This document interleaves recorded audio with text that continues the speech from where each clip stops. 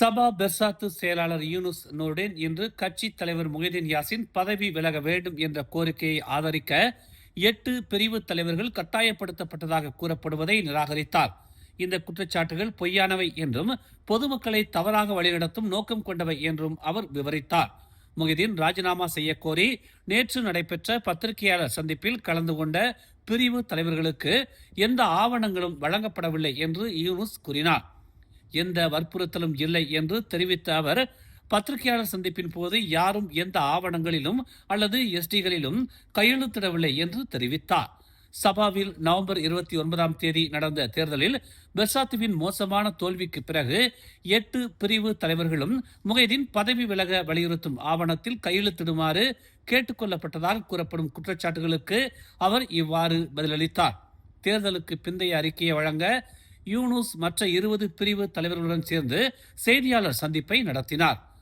கட்சி தேர்தலில் படுதோல்வி அடைந்ததை தொடர்ந்து முஹிதீன் கட்சித் தலைவர் பதவியிலிருந்தும் பரிகாத்தான் நேஷனல் தலைவர் பதவியிலிருந்தும் விலக வேண்டும் என்று அழைப்பு விடுத்தார். தேர்தல் நிதியை கட்சி வெளியிட தவறியதால் தான் தோல்வி ஏற்பட்டதாகவும் அதனால்தான் முஹிதீன் ராஜினாமா செய்ய அழைப்பு விடுக்கப்பட்டதாகவும் யூனுஸ் கூறினார். கட்சி தலைவர் மீது நடவடிக்கை எடுக்க கோரி பிரிவு தலைவர்கள் தன்னை அணுகியதாகவும் அவர் தெரிவித்தார். நாங்கள் எங்கள் கோபத்தை கட்டுப்படுத்தினோம். இது ஒரு சிறிய கட்சி அல்ல, இது ஒரு தேசிய கட்சி. எனவே நாங்கள் தலைவரை நோக்கி விரல் நீட்டுகிறோம் என்று யூனுஸ் தெரிவித்தார். கட்சியின் ஒழுங்குமுறை வாரியத்தின் நடவடிக்கைகளுக்கு அஞ்சுகிறீர்களா என்று கேட்டபோது யூனுஸ் தனக்கு எந்த கவலையும் இல்லை என்று தெரிவித்தார். நானும் மற்ற பிரிவு தலைவர்களும் அமைதியாக இருந்தால் அது எங்களை ஆமாம் போடும் மனிதர்கள் போல காட்டும். ஆனால் தலைவரின் தவறு தெளிவாக இருந்தது என்று அவர் குறிப்பிட்டார். நினைவில் கொள்ளுங்கள், அடுத்த ஆண்டு மலாக்கா மற்றும் ஜொகூரில் தேர்தல்கள் உள்ளன.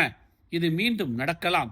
வேறு வழியில்லை. முஹிதீன் பதவி விலக வேண்டும், அவரை மாற்ற வேண்டும் என்று அவர் கூறினார். அம்னோ தலைவர் அஹ்மத் ஜாஹிர் ஹமீடி இன்று காலை கட்சியின் சபா தலைவர் புங் முக்தார் ராடினின் மறைவுக்கு இரங்கல் தெரிவித்து அவரது மறைவை ஒரு உண்மையான நண்பரின் இழப்பு என்று விவரித்தார். ஒரு விசுவாசமான தோழராக புங் இருந்ததாக அவர் கூறினார். எனது நண்பரின் மறைவு செய்தியை கேட்டவுடன் என் இதயம் உடைந்தது என்று அவர் தெரிவித்துள்ளார். இன்று என் இதயத்திற்கு நெருக்கமான ஒரு உண்மையான நண்பரை, எப்போதும் என் பக்கத்தில் நின்ற ஒரு தோழரை, நல்ல நேரங்களிலும் கெட்ட நேரங்களிலும் எனக்கு எப்போதும் விசுவாசமாக இருந்த ஒருவரை நான் இழந்துவிட்டேன் என்று அவர் குறிப்பிட்டுள்ளார். இந்த இழப்பை விவரிக்க வார்த்தைகளை கண்டுபிடிப்பது கடினம். பிரார்த்தனைகள், நினைவுகள் மற்றும் இந்த உலகில் அவர் நமக்காக விட்டு சென்ற கருணை மட்டுமே நம்மிடம் உள்ளது என்று அவர் குறிப்பிட்டுள்ளார். சபாவின் அரசியல் மற்றும் சமூகத்தின் தவிர்க்க முடியாத சக்தியாக திகழ்ந்த மறைந்த டதஸ்ரீ புங் முக்தார் ராடினுக்கு இறுதி அஞ்சலி செலுத்த இன்று காலை ஏராளமானோர் கூடியிருந்தனர். 66 வயதான புங் அதிகாலை 1:46 மணிக்கு இங்குள்ள ஒரு தனியார் மருத்துவமனையில் காலமானார்.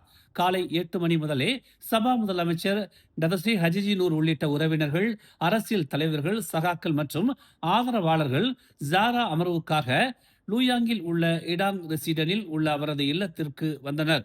காலை 10 மணிக்கு சடங்கு சுத்திகரிப்புக்காக அவரின் உடல் கோத்தகினபாலு நகர மசூதிக்கு கொண்டு செல்லப்பட்டது. நெருங்கிய குடும்ப உறுப்பினர்கள் சவ வாகனத்துடன் மசூதி வளாகத்திற்குள் சென்றதால் சூழல் மேலும் உணர்ச்சி வசப்பட்டது. துணை பிரதமர் டாக்டர் அஹ்மத் ஜாஹிர் ஹமீடியும் கலந்து கொள்வார் என்று எதிர்பார்க்கப்படுகிறது. அவரது பயணத்தின் இறுதிக்கட்டம் கம்போங் லிகாஸ் கல்லறையில் தொடரும்.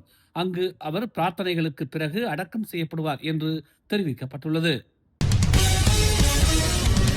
பகாங் அரசு மாநில அரசு ஊழியர்களுக்கு 2 மாத சம்பளத்திற்கு சமமான சிறப்பு பண உதவியை அறிவித்துள்ளது.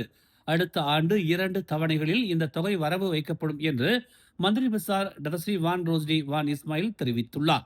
இந்த உதவி ஆண்டு முழுவதும் மாநில அரசு ஊழியர்களின் அர்ப்பணிப்பு, விசுவாசம், நேர்மை மற்றும் சேவைக்கு மாநில அரசின் பாராட்டுகளை பிரதிபலிக்கிறது என்று அவர் குறிப்பிட்டுள்ளார்.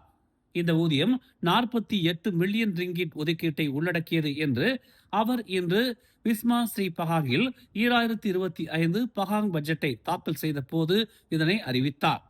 3000 ரிங்கிட்டிற்கும் குறைவாக சம்பாதிக்கும் பகாங்கில் பணியாற்றும் கூட்டரசு அரசு ஊழியர்கள் முதல் முறையாக இந்த ஆண்டு டிசம்பர் 31ஆம் தேதி 200 ரிங்கிட் சிறப்பு பண உதவியை பெறுவார்கள் என்றும் வான் ரோஸ்டி கூறினார். காஜாங் தமன் பிரீமா சௌஜானாவில் உள்ள ஒரு பெரிய கால்வாயில் விழுந்த 2 சகோதரர்கள் நீரில் மூழ்கி இறந்திருக்கலாம் என்று அஞ்சப்படுகிறது. பந்தை எடுக்க முயன்றபோது 12 மற்றும் 14 வயதுடைய சிறுவர்கள் பலத்த நீரோட்டத்தில் அடித்துச் செல்லப்பட்டிருக்கலாம் என்று நம்பப்படுகிறது. ஸ்லாங்கூர் தீயணைப்பு மற்றும் மீட்புத் துறைக்கு மாலை 6:32 மணிக்கு இச்சம்பவம் குறித்து அவசர அழைப்பு வந்ததாக அதன் உதவி இயக்குனர் அமாட் முக்லிஸ் முக்தார் தெரிவித்தார். தேடல் மற்றும் மீட்பு நடவடிக்கைகள் இன்னும் நடந்து வருவதாக அவர் ஒரு அறிக்கையில் கூறினார். மேலும் செய்திகளை தெரிந்து கொள்ள தமிழ் மலர் இணையதளம், தமிழ் மலர் செயலி மற்றும் மலர் டிவி யூடியூப் சேனலை வலம் வாருங்கள். எங்களோடு இணைந்திருக்க மலர் டிவியை பதிவு செய்து கொள்ளுங்கள். உறவுகள் மகிழ்ந்திட விருப்பம் மற்றும் பகிர்வு சேவையை சொடுக்கிடுங்கள்.